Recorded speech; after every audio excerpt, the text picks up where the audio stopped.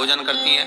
भोजन में खीर का होना जरूरी होता है पूर्णिमा के व्रत में। दूध की सामग्री होना जरूरी होती है पूर्णिमा के व्रत में। 12 महीने की पूर्णिमा करो मना नहीं है। और पूर्णिमा उठाने का भी समय होता है। चैत्र के महीने की जो पूर्णिमा होती है, चैत्री पूर्णिमा पहली पूर्णिमा मानी जाती है, इसलिए चैत्री पूर्णिमा को सिद्ध पूर्णिमा कहते, कार्य सिद्धात्री पूर्णिमा कहते, सिद्ध करने, मनोरथी पूर्णिमा कहते, मनोरथी पूर्णिमा।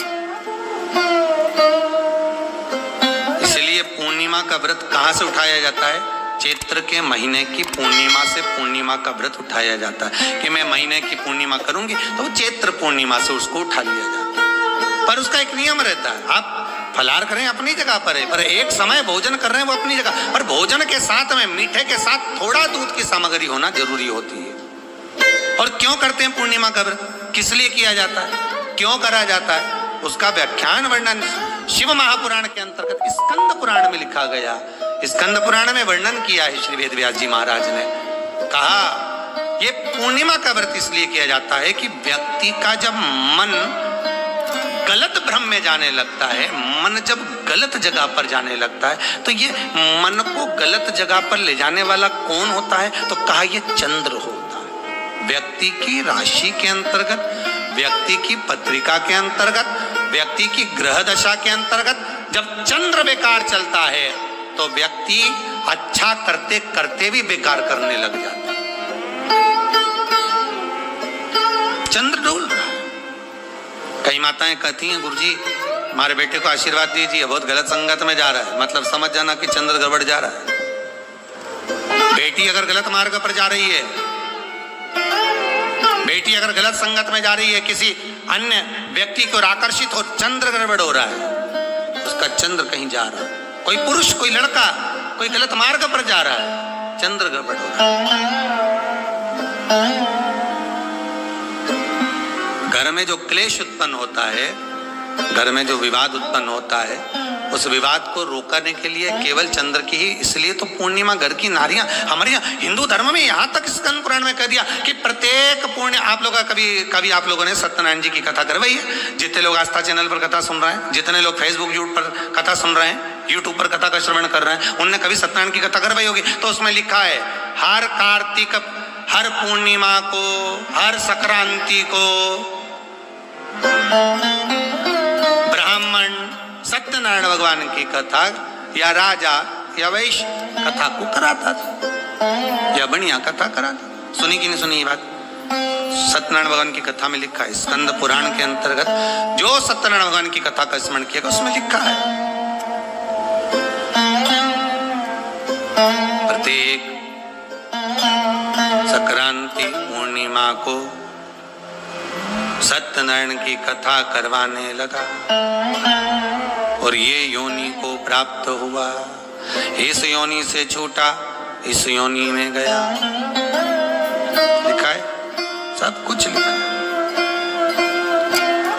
अब उत्ते से समझ जाओ कि पूर्णिमा को सत्यनारायण की कथा करने का बोला, तो पूर्णिमा को सत्यनारायण की कथा का क्यों बोला? वैसे तो रोज कराओ सत्यनारायण जी की कथा, प्रतिदिन कराओ, मना नहीं है। आपके यहाँ कोई विशेष फंक्शन है, आप सत्यनारायण जी की कथा करवा, पर पूर्णिमा संक्रांति को और संक्रांति को पूर्णिमा को सत्यनारायण की कथा का स्मरण क्यों करवाया गया? क्योंकि पूर्णिमा के दिन अगर ये भगवान का व्रत रख लेगी, पूर्णिमा के दिन अगर ये खीर का प्रसाद बना लेगी, थोड़ा सा दूध की कोई सामग्री बना लेगी और भगवान को भोग लगा देगी, भले सत्यनारायण भगवान के भाव से बनाए, भले सत्यनारायण जी के निमित्तार्थ बना, पर अगर इसने सत्यनारायण भगवान के निमित्त से बना, पर पूर्णिमा के दिन अगर ये व्रत रखेगी, उपवास रखेगी या कोई सामग्री बनाकर भगवान की पूजन कर लेगी, तो इसके घर में जो अशांति है वो शांति में बदल जाएगी। इसलिए कई घरों में आज भी सत्यनारायण भगवान की पूजन हर पूर्णिमा को करती है। माता किताब लेके बैठ जाती है, तुरंत उन्हें ऑफिस जाना, कहीं काम पे जाना, और तुरंत उसने जल्दी कलश रखा, कलश नहीं भी रखे तो भगवान की पूजन कर को रखे, ब्राह्मण देवता को बुला लेगी, ब्राह्मण नहीं आएंगे तो खुद कर लेगी, पर करती जरूर है। इतना सा आटा सेक लेगी, पंजेरी बनाई, सीरा बनाई, मिठाई रख दो, कुछ भी करेगी, पर सत्यनारायण की कथा कर ले, उसका मन लग गया उसमें। मतलब पूर्णिमा को करना है, उसको करने से क्या होता है? शांति रहती। शीतलता रहती। जिसके घर में हर महीने की पूर्णिमा को खीर बनती हो, ध्यान दीजिएगा, बहुत सुंदर संवाद चल रहा है, बहुत ध्यान देने वाली बात है। प्रत्येक महीने की पूर्णिमा को जिसके घर में दूध की सामग्री बनती हो, दूध की सामग्री तैयार होती हो, खीर प्रसाद तैयार होता हो, उसके घर में कभी क्लेश नहीं हो सकता। चाहे सास बहू एक दूसरे के सामने वो कहे ना, वो सांप और नेवले की लड़ाई क्यों ना, फिर भी शांति हो जाती है। पर प्रत्येक महीने की पूर्णिमा होना चाहिए। ये नहीं कि तुमने एक महीने की पूर्णिमा पे बना लिया और दूसरे महीने की पूर्णिमा को गायब कर दिया। फिर किसी ने कह दिया आज चूरमा तो बन रहा है, दाल बाटी तो बन रही है चूरमे के साथ में, लड्डू बन रहे हैं, तो काहे को खीर बना रही हो? तो तुमने अब वो खीर प्रसाद। महापुराण की कथा कहती है महाराज, पूर्णिमा का जो चंद्र है वो विशाल का है, और उस चंद्र की पूर्णता में हमारी अभिलाषाएं भी पूर्ण हो। आप आस्था चैनल के माध्यम से जितने लोग कथा सुन रहे हैं, फेसबुक यूट्यूब पर जितने कथा सुन रहे हैं, और कुबेरेश्वर धाम में जितने कथा सुन रहे हैं, आप में से कितने लोग हैं जो पूर्णिमा का व्रत करते हैं? जो माताएं करती हो जरा हाथ उठाइए। पूर्णिमा का व्रत जो करते हो ना आप लोग, रखिए। अब पूर्णिमा के व्रत में आपने कई बार किताब पढ़ी होगी पूर्णिमा की, या आपने व्रत किया होगा, या पूर्णिमा का व्रत आप धारण करे होगे, तो उसमें पूजन कौन से भगवान की होती है? पूर्णिमा के व्रत में किस भगवान की पूजन होती है? तो कहा पूर्णिमा के व्रत में केले के खंभ लगाकर पूर्णिमा का जो अध्यापन होता है, पूर्णिमा की जो पूजन होती है, उस पूजन में शंकर और पार्वती की पूजन की जाती है, शिव और नारायण की पूजन करी जाती है, शंकर और पार्वती का स्मरण किया। किसकी पूजन होती है? शिव पार्वती।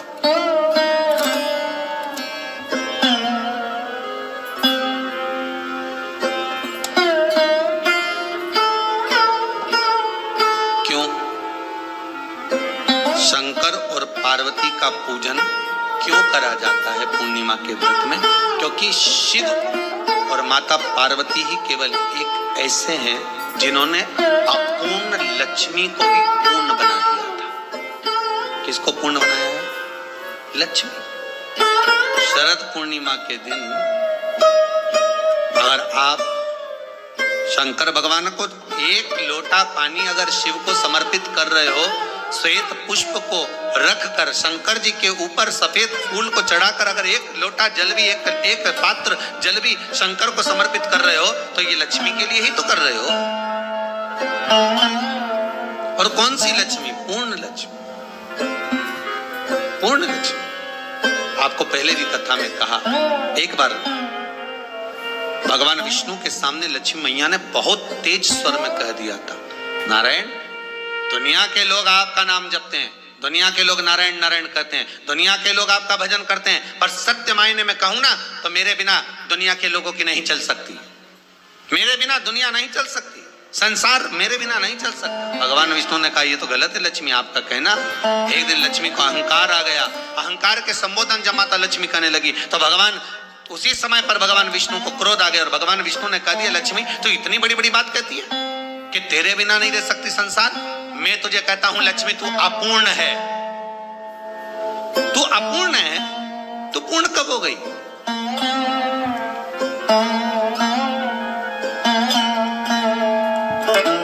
तेरी पूर्णता कहां? लक्ष्मी की आंख से आंसू बहने लगे, आज आपने मुझे अपूर्ण कहा।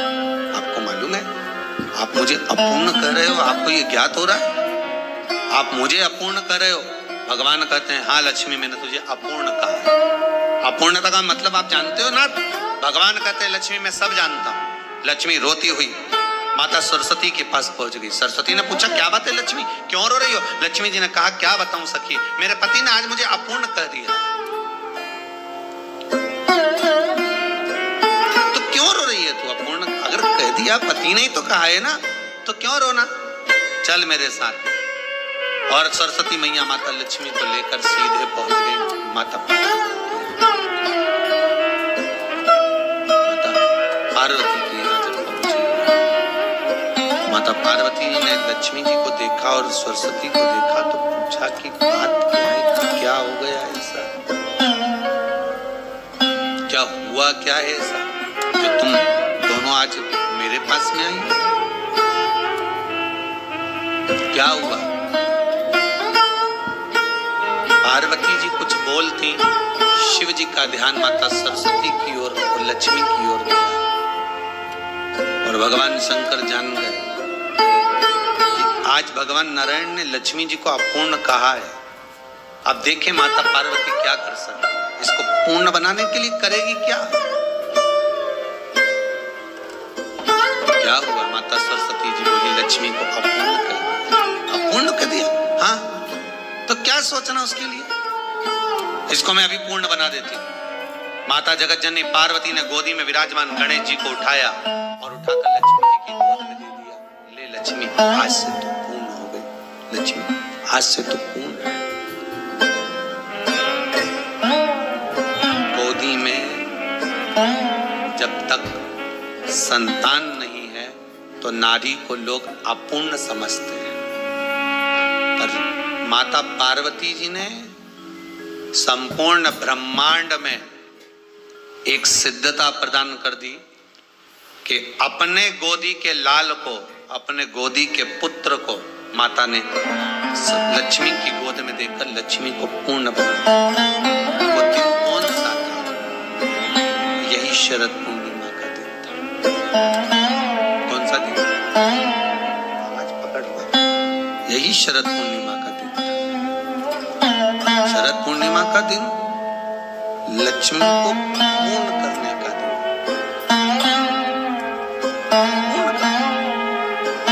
केवल अमृत ही नहीं बरसता, शरद पूर्णिमा के दिन लक्ष्मी भी बरसती।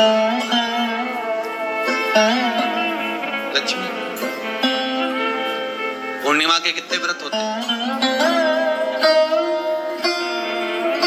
बोलते जाओ, जरा जल्दी जल्दी बोलो। पूर्णिमा के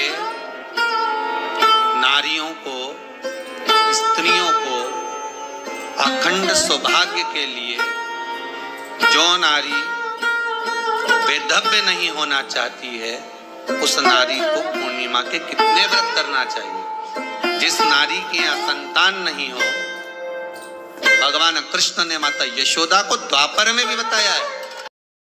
स्वयं भगवान कृष्ण यशोदा रानी को, माता यशोदा जी को भी बता रहे हैं 32 व्रत। अब आपको किसी ने बता दिया होगा कि 8 कर लो, 7 कर लो, 6 कर लो, 12 कर लो, इसलिए आपने बोला कि